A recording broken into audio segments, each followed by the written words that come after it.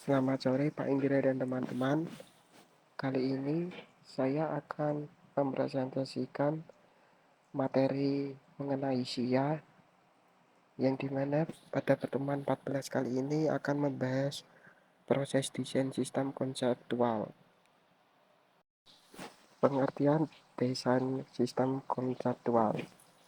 Desain sistem konseptual merujuk pada proses penciptaan konsep atau ide dasar dari suatu sistem. Ini melibatkan penentuan struktur, fungsi, dan fitur utama dari sistem yang akan dikembangkan.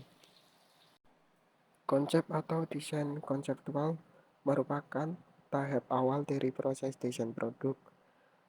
Dalam siklus pengembangan produk baru, biasanya berada di antara definisi produk dan desain perwujudan.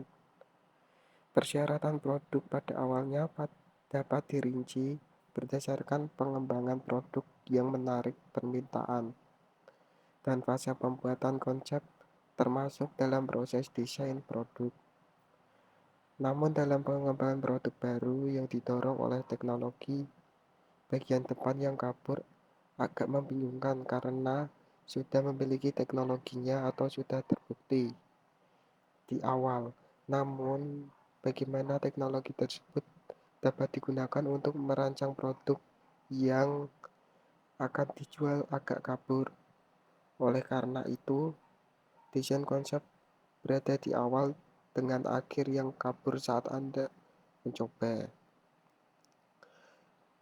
Dalam tahap pengembangan produk baru yang tidak jelas, konsep dan pengembangan teknologi memainkan peran penting dalam mengidentifikasi rangkaian produk, desain, dan lain-lain. Tahap konsep atau desain konseptual berkonsentrasi pada desain yang dipilih dalam fase desain produk. Setiap desain memiliki proses kreatif yang berbeda dalam desain konseptual, dan tujuan utamanya adalah mewujudkan ide-ide klien secara kreatif. Proses desain konseptual juga diterapkan dalam desain sistem, di mana desain konseptual mencakup seluruh proses aktivitas, mengomunikasikan bagaimana kebutuhan sistem akan dipenuhi, dan membantu menilai kelayakan sistem. Dengan demikian, proses desain konseptual merupakan langkah penting dalam mengembangkan produk atau sistem yang membantu memastikan bahwa desain akhir memenuhi kebutuhan pengguna, tujuan sistem, dan karakter brand. Lalu kemudian terdapat tujuan desain sistem konseptual. Yang pertama itu pencapaian tujuan. Tujuan desain sistem konseptual adalah untuk mengidentifikasi dan mengklarifikasi semua kebutuhan stakeholder serta memastikan bahwa keseluruhan desain memenuhi tujuan bisnis yang telah ditetapkan. Proses analisis stakeholder melibatkan identifikasi individu, kelompok, atau institusi yang berpengaruh terhadap suatu kebijakan atau hasil kebijakan. Stakeholder dapat terdiri dari penerimaan manfaat, pendukung, penentang, penyedia sumber daya, dan kelompok rentan. Setelah melakukan analisis stakeholder, langkah berikutnya adalah merancang rencana komunikasi atau manajemen untuk setiap pemangku kepentingan. Hal ini melibatkan strategi manajemen yang berbeda, tergantung pada tingkat pengaruh masing-masing pemangku kepentingan. Pemetaan stakeholder juga penting untuk memahami tingkat keterlibatan kepentingan dan pengaruh dari setiap pemangku kepentingan terkait. Berdasarkan alat online seperti Visual Paradigma dan Canva, penyedia template dan alat untuk melakukan analisis dan pemetaan stakeholder. Lalu yang kedua itu perencanaan strategis.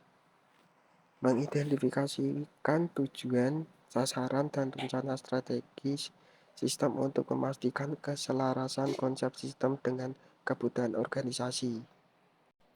Perencanaan strategis adalah proses memutuskan program-program yang akan dilaksanakan oleh organisasi dan perkiraan jumlah sumber daya yang akan digunakan untuk mencapai tujuan jangka panjang organisasi. Tujuan, sasaran, dan rencana strategis sistem harus disesuaikan dengan kebutuhan organisasi agar dapat mencapai tujuan jangka panjang.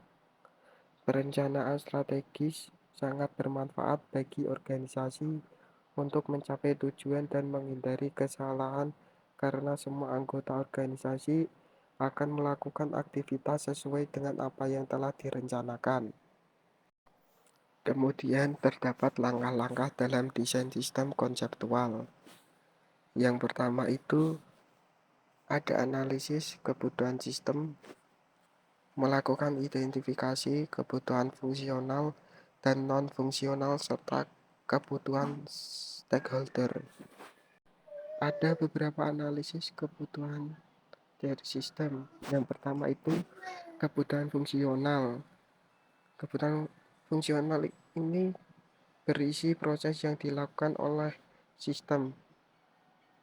Contoh kebutuhan fungsional meliputi penggunaan aplikasi untuk mengelola aliran pasien, pengelola data pasien, dan pengatur informasi antrian. Yang kedua itu kebutuhan non-fungsional. Kebutuhan non-fungsional menjelaskan bagaimana sistem bekerja ke depannya dan mencakup aspek seperti keamanan, kinerja, dan skalabilitas. Contoh kebutuhan non-fungsional meliputi penggunaan sistem berbasis desktop, spesifikasi komputer minimal, dan kebijakan tentang penggunaan password. Lalu yang ketiga itu kebutuhan stakeholder. Kebutuhan stakeholder mencakup aspek yang meningkatkan pada pengguna pemilik dan pengembangan sistem. Misalnya pengguna mungkin ingin sistem yang mudah digunakan dan memiliki fitur yang sesuai. Sementara pemilik mungkin ingin sistem yang memiliki kinerja tinggi dan stabil. Untuk menganalisis kebutuhan sistem, dapat menggunakan berbagai teknik seperti wawancara, survei kelompok fokus, atau metode lainnya. Setelah mengumpulkan kebutuhan, dapat menganalisis dan mendokumentasikan mereka seperti yang ditunjukkan dalam tabel di atas. Dalam proses ini penting untuk memastikan bahwa semua persyaratan yang diperlukan diidentifikasi dan diberikan tingkat yang sesuai. Lalu yang kedua itu perancangan arsitektur sistem. Membangun struktur dan mengatur komponen-komponen utama yang meliputi database, antarmuka pengguna, dan logika bisnis. Perencanaan arsitektur sistem meliputi pembangunan struktur dan pengaturan komponen utama seperti database, antarmuka pengguna, dan logika bisnis. Arsitektur database adalah desain yang melibatkan perangkat lunak, perangkat keras, dan user interface untuk membangun sebuah sistem penyimpangan dalam pengelola yang terstruktur. Arsitektur basis data terdiri dari sistem terpusat, sistem client server, sistem paralel, dan sistem terdistribusi. Perancangan arsitektur sistem juga meliputi perancangan basis data yang berfungsi untuk mengolah data. Perancangan database harus memenuhi kebutuhan sistem agar dapat mengatur semua informasi yang dengan baik. Komponen-komponen utama dalam sistem informasi meliputi perangkat keras dan perangkat lunak komputer, telekomunikasi, database, dan gudang data, serta sumber daya manusia. Perangkat keras meliputi PC, laptop, smartphone, dan lain-lain. Sedangkan perangkat lunak meliputi program dan aplikasi. Telekomunikasi digunakan untuk sinkronisasi sistem informasi dengan semua perangkat komputer yang ada di dalam perusahaan. Database dan gudang data digunakan untuk menyimpan data yang saling berkaitan. Sumber daya manusia meliputi data processing, manager, data entry operator, dan program aplikasi perkantoran. Semua komponen tersebut saling terhubung dan berinteraksi untuk menghasilkan aliran data yang terintegrasi dalam sistem informasi. Kemudian ada analisis kebutuhan sistem. Yang pertama itu stakeholder, memahami kebutuhan dan perspektif stakeholder yang berbeda. Stakeholder adalah individu atau kelompok yang memiliki kepentingan dan pengaruh dalam suatu proyek, kebijakan atau bisnis. Mereka dapat berbeda dalam organisasi atau luar organisasi dan memiliki berbagai perspektif dan kebutuhan. Berikut beberapa jenis stakeholder dan contoh perspektif. Yang pertama itu stakeholder internal. Orang-orang yang bekerja di perusahaan, mulai dari bawahan langsung hingga pimpinan eksekutif yang memiliki keterlibatan tinggi dalam proyek. Perspektif mereka mungkin fokus pada pencapaian, pengembangan, dan penjualan produk, serta layanan yang sesuai dengan kebutuhan pelanggan. Yang kedua itu stakeholder eksternal. Orang-orang di luar organisasi, termasuk pelanggan, agensi, kontraktor, pengguna, investor, pemasok, atau kontributor eksternal lainnya. Perspektif mereka mungkin fokus pada kualitas produk, harga, dan layanan yang diberikan oleh perusahaan. Yang ketiga itu pemangku kepentingan yang baik, mendatangkan banyak manfaat ke dalam proyek, membantu menetapkan ruang lingkup proyek, dan memastikan bahwa setiap stakeholder berbeda di tujuan yang sama. Lalu yang keempat itu pemangku kepentingan yang kolaboratif, membangun kepercayaan stakeholder, memperkuat hubungan antara individu dengan tim, dan memastikan bahwa setiap stakeholder berada di tujuan yang sama. Yang kelima itu pemangku kepentingan yang terintegrasi, memahami perspektif dan kepentingan stakeholder lain, dan menyesuaikan keputusan dengan kebutuhan dan harapan stakeholder. Untuk mengelola stakeholder dengan efektif, penting untuk mengidentifikasi dan melibatkan mereka dalam proses pengembangan produk atau layanan. Hal ini memastikan bahwa setiap stakeholder memiliki pemahaman yang baik tentang proyek dan mendukung perusahaan untuk mencapai tujuan bersama. Lalu yang kedua itu requirement gathering, mengumpulkan, meninjau, dan mengklasifikasikan kebutuhan sistem secara komprehensif. Requirement gathering adalah aktivitas yang dilakukan untuk mengumpulkan, meninjau, dan mengklasifikasi kebutuhan sistem secara komprehensif.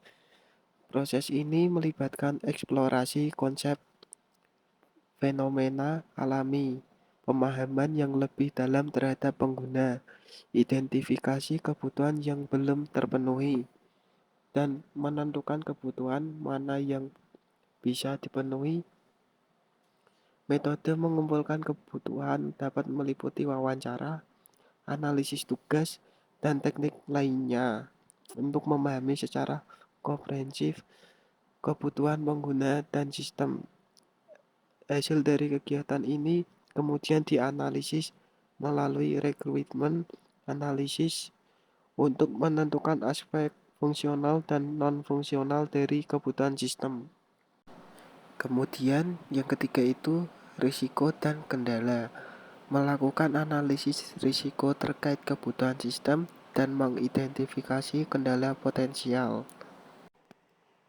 Melakukan analisis risiko terkait kebutuhan sistem dan mengidentifikasi kendala potensial merupakan langkah penting dalam manajemen risiko.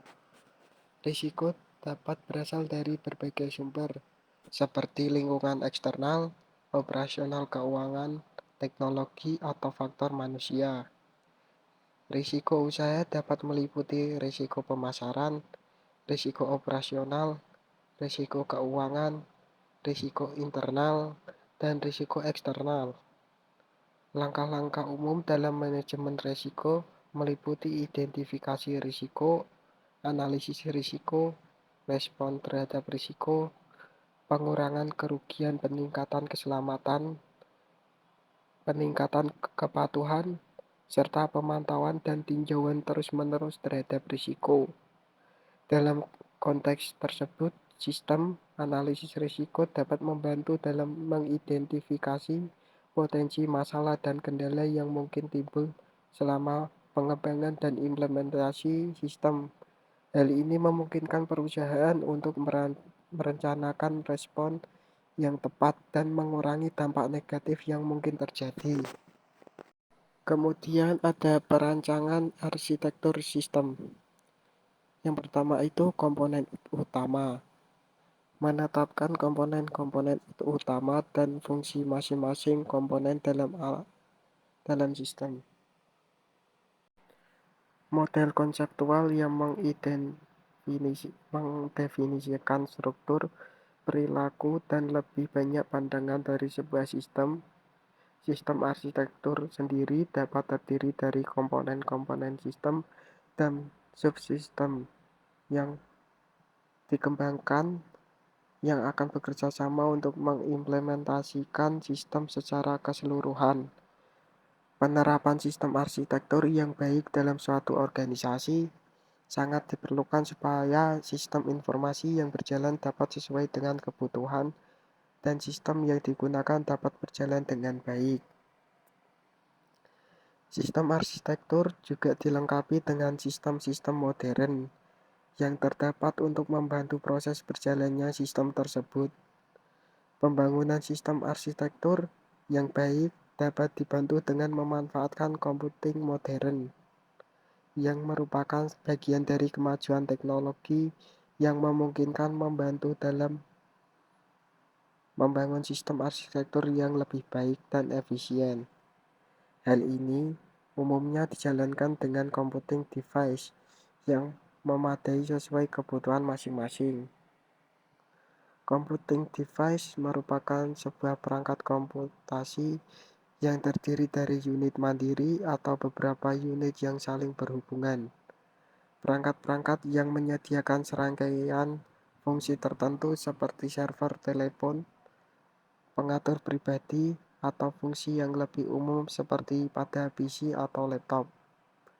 Dalam sistem modern, menggunakan server di mana server tersebut digunakan untuk mengelola data sumber dan mengaktifkan atau membuka akses kepada user dan juga komputer-komputer untuk dapat diakses data sumbernya. Biasanya, tempat untuk menyimpan data yang penggunaannya tergolong tinggi akan dilakukan pada server farm, di mana terdapat banyak dan database besar. Lalu yang kedua itu database management. Merancang struktur basis data dan memastikan efisiensi akses ke informasi. Database manajemen mengelola data. Mesin basis data memungkinkan data diakses, dikunci, dan dimodifikasi. Dan skema database mendefinisikan struktur logis database. Ketiga elemen dasar ini membantu menyediakan konkurensi, keamanan, integritas data, dan prosedur administrasi data yang beragam. Database manajemen mendukung banyak tugas administrasi basis data, termasuk manajemen perubahan, pemantauan, dan penyetelan kinerja keamanan, serta pencadangan dan pemulihan. Sebagian besar sistem manajemen basis data juga tergantung jawab atas rollback dan restart otomatis, serta pencatatan dan audit aktivitas dalam sistem data dan aplikasi yang mengaksesnya. Database manajemen menyediakan tampilan data terpusat yang dapat diakses oleh banyak pengguna dari berbagai lokasi dengan cara yang terkendali. Database manajemen dapat membatasi data apa yang dilihat pengguna akhir dan bagaimana mereka melihat data. Menyediakan banyak tampilan skema database tunggal Pengguna akhir dan program perangkat lunak bebas dari keharusan memahami di mana data secara fisik berada atau pada jenis media penyimpanan apa data tersebut berada karena database manajemen menangani semua permintaan. Database manajemen dapat menawarkan independensi data logis dan fisik untuk melindungi pengguna dan aplikasi dari keharusan mengetahui di mana data disimpan atau dari kekhawatiran tentang perubahan pada struktur fisik data. Selama program penggunaan antarmuka, pemrograman aplikasi untuk database yang disediakan database manajemen, pengembangan tidak perlu memodifikasi program hanya karena perubahan telah dilakukan pada database. Lalu untuk fungsi dari database manajemen itu adalah mengelola dan mengoptimalkan pengguna database dalam suatu organisasi untuk meningkatkan efektivitas operasional.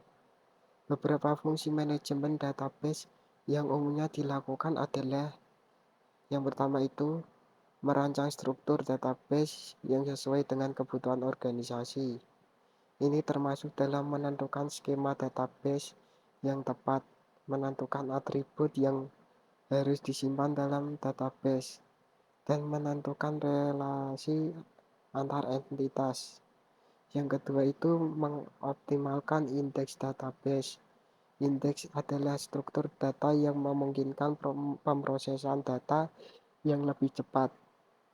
Dengan mengoptimalkan indeks database membuat perusahaan dapat meningkatkan kecepatan pemrosesan data dan mengurangi waktu tunggu pengguna. Yang ketiga itu memelihara keamanan dan integritas data. Manajemen database juga bertanggung jawab untuk memastikan bahwa data yang disimpan dalam database aman dan tidak terpengaruh oleh kegiatan yang tidak diizinkan. Ini termasuk mengimplementasikan mekanisme keamanan yang tepat seperti enkripsi, autentikasi, dan autorisasi. Yang keempat itu mengelola menyimpan data. Manajemen database manajemen juga bertanggung jawab untuk mengelola menyimpan data dan database termasuk mengatur ukuran database, mengelola ruang penyimpanan, dan mengelola data yang tidak digunakan lagi. Lalu yang kelima itu memelihara kinerja database. Database manajemen juga bertanggung jawab untuk memastikan bahwa database beroperasi dengan baik dan cepat. Ini termasuk mengelola indeks database, memantau kinerja database, dan mengelola resource database. Kemudian tujuan manajemen database itu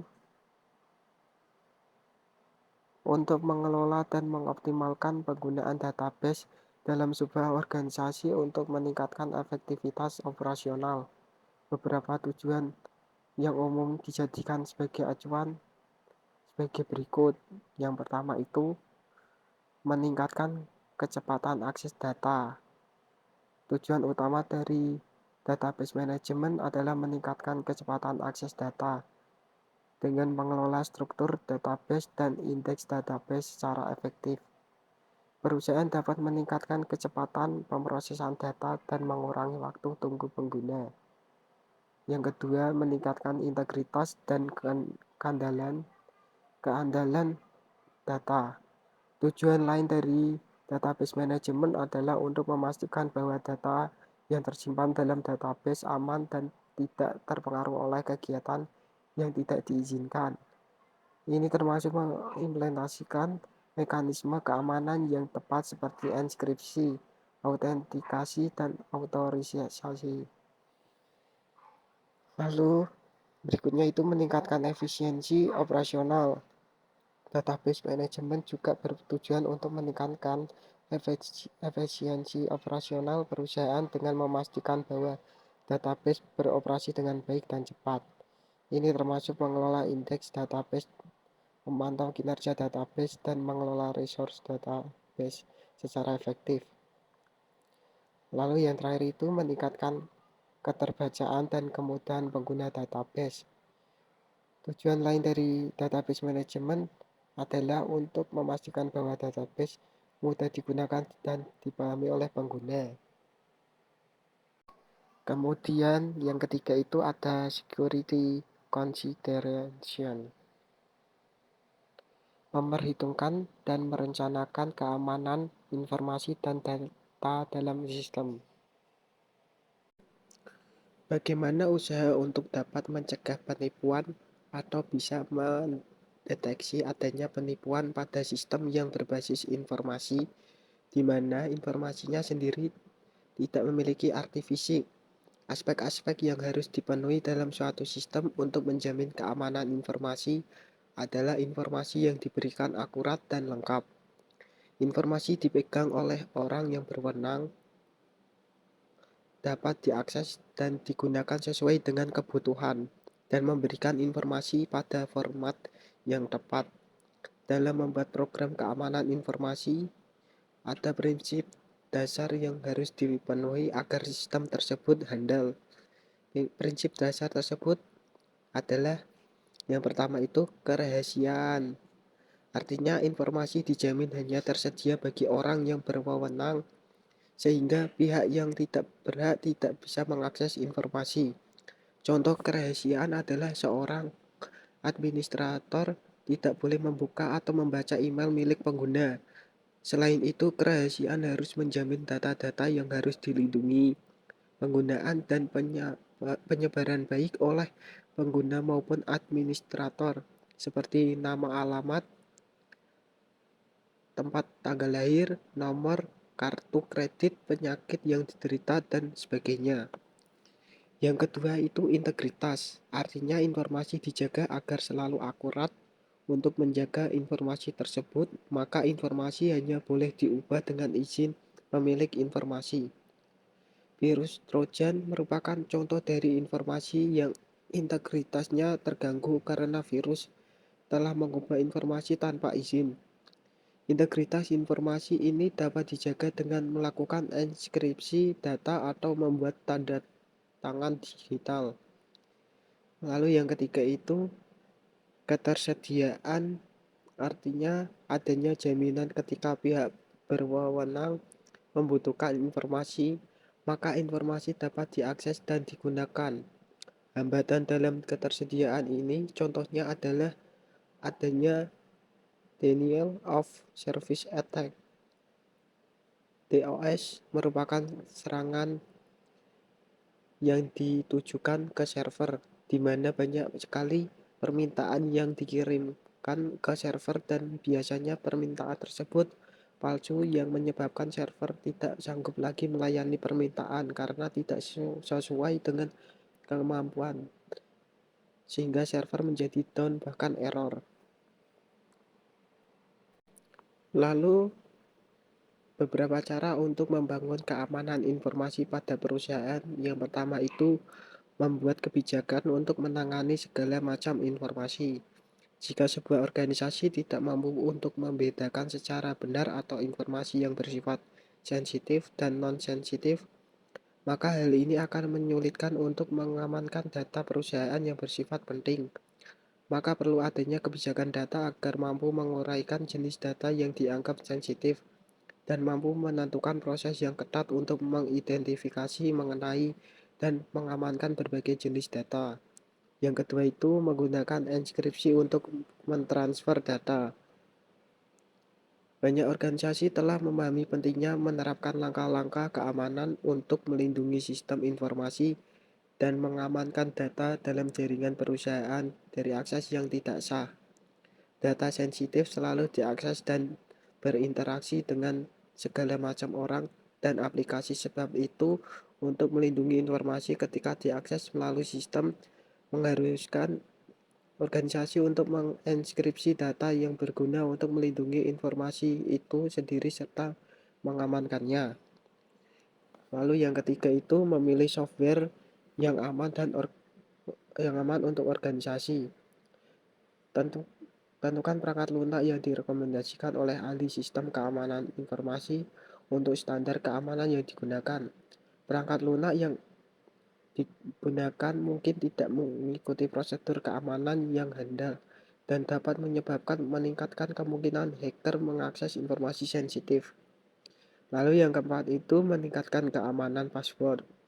Penggunaan password atau data kata sandi yang lemah merupakan masalah yang sangat umum dan merupakan salah satu keamanan yang secara signifikan dapat ditingkatkan dengan pelatihan dan pengenalan berbagai aplikasi manajemen password. Kebanyakan pencurian data sensitif disebabkan oleh segelintir kesalahan keamanan informasi dasar. Yang kelima itu menerapkan sistem manajemen keamanan informasi. Sekian presentasi yang dapat saya sampaikan. Jika ada pertanyaan, silakan tulis di kolom komentar. Sekian, terima kasih.